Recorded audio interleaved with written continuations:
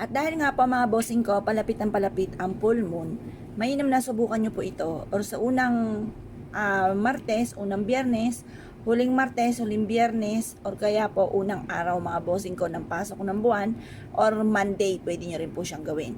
Ngayon po mga bossing, ang gagawin nyo lamang basta tandisin ang inyong kalooban. Kapag nasa mood po kayo, gumawa kayo. Pero kung wala ka sa mood, ayaw nyo gumawa, huwag nyo pipilitin ang sarili po ninyo. Kailangan po nasa mood po kayo. Ngayon pa mga bossing, ganito lamang po, harap ka sa may gawing silangan, sa liwanag ng sinag ng araw, or kaya sa liwanag ng sinag ng buwan, at mag-wish po kayo. Halimbawa po, isa ka sa mga mananaya. Ilagay niyo po dito ang numero na inaalagaan ninyo. Halimbawa, kagaya ng birthday na anak ko, Gis 27. Tapos 11 na po siya. Tapos, ako po ay 42 years old.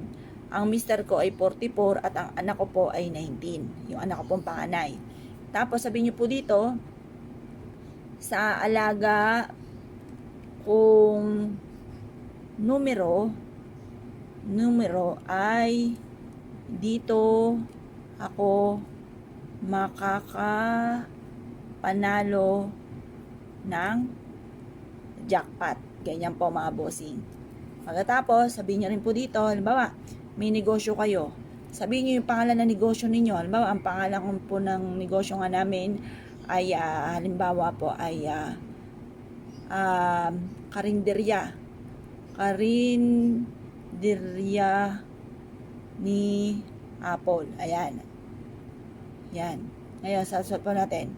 Sa negosyo ko na ito ay dito na ako yayaman.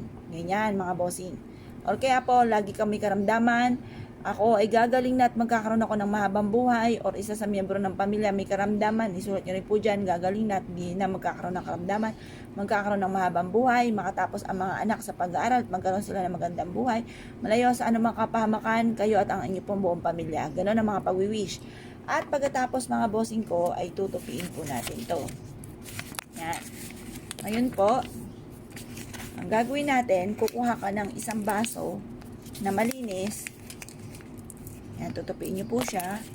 Tapos, isang baso na tubig na malinis, na kagaya po nito mga bossing. Yan. At ilalagay nyo po ito. Yan po mga bossing. Ilalagay nyo po siyang ganyan. Tapos sabihin nyo po, magkakatotoo na lahat yung mga pangarap ninyo, sipag at syaga, double time sa pagkayod, at sa ganito mga pamamaraan, ay makaka-attract kayo ng swerte.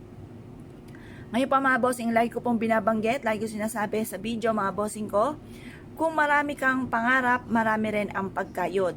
Kasi baka naman po napakaraming pangarap, tapos kakaprangot ang kayod, ay nako, huwag ka nang umasa. Kung ikaw po ay masipag na tao at madiskarte, at ikaw po mga bossing ko ay lagi na lang walang pera, yan ay isang malaking question mark, kaya kailangan mong gumawa ng pampaswerte. Pero kung ikaw po ay batugan, ewan sa iyo, ba't ikaw nag-iisip pa kung ba't ikaw ay walang pera? Nako, huwag ka na magtaka, napakabatugan. Ngayon pa mga bossing, basta kailangan sipag at syaga, lalo na kung marami kang mga pangarap sa buhay. Kung kayo po isa sa mga mahilig sa mga pampaswerte, bukod sa inyo po sipag at syaga at pananalig sa mga Panginoon, sabayan nyo na ito mga pamamaraan upang sa ganon ay makamit ka agad ang mga pinapangarap. Yung mga kamalasan na maaaring nagiging hadlang kung ba't hindi tayo nagiging matagumpay, ay naitataboy po natin mga bossing. Ngayon pa mga bossing, kung ikaw isa sa mga naniwala at nais po itong gawin, huwag na kayo magpatumpik-tumpik pa.